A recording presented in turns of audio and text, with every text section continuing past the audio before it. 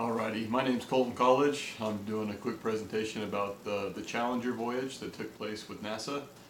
If I'm not mistaken, it was 1986, January 28th, that unfortunate event had happened. The three things that we are been asked to kind of discuss is, first off, what could NASA have done differently? Well, let's go right into that. I mean, to be honest, it was an event that had a lot leading up to it. It started out in 1974 that they kind of started the process of getting this voyage ready with the boosters and everything that they were the engineers were preparing, and the O-rings. If I was NASA, I mean, to be honest, what I would have done differently is if these engineers were not finding the correct way to, make these O-rings, not be able to deteriorate from all the hot gases that were taking place. I mean, 12 years is a long time. I personally would have maybe hired some new engineers to try and get some fresh ideas in there so that they could get that to work.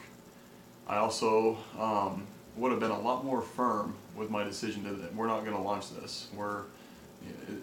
They went off of insufficient data, saying, "Oh, we don't know what would happen there, so let's take a chance on it." And I don't think that's very smart whatsoever, and I would have done that a lot differently. Second question they asked is, what should Roger, I'm going to botch this, Boss Jolly, have done differently, if anything, and so on. And like it says in the question, it says his chance for another job might have been really slim if he would have got fired. And I know he was one of the engineers and kind of the managers of this whole project. For me, it's a tough situation. I would have kept my foot down personally. I mean, I try to think of my reputation over the lives of those that are about to go on this mission. And I would have done all that I could to have kept my foot down and kept my engineer goggles on instead of the manager goggles on that they were kind of referring to in the article. But once again, you got to put yourself in his shoes. I mean, he's also trying to look out for his family. That what would he do if he lost his job? I'm sure he was pretty wealthy already, but you know what I mean. So it would have been a tough decision. But I would have kept firm and would have said, no, please do not launch this. The experiments and the temperature that was outside in Florida at that time was not sufficient enough or it hadn't been experimented in that kind of temperature to go through with the mission, and I would have postponed it again or not have done it at all. The last question is what do you, us students, see as your future engineering professional responsibilities in relation to both being loyal to management and protecting the public welfare? Goes back to the same thing I answered in question 2. I think a person's life and the safety of those people are a heck of a lot more important than actually a managerial decision or how will this look good for the company or how will this look good for NASA.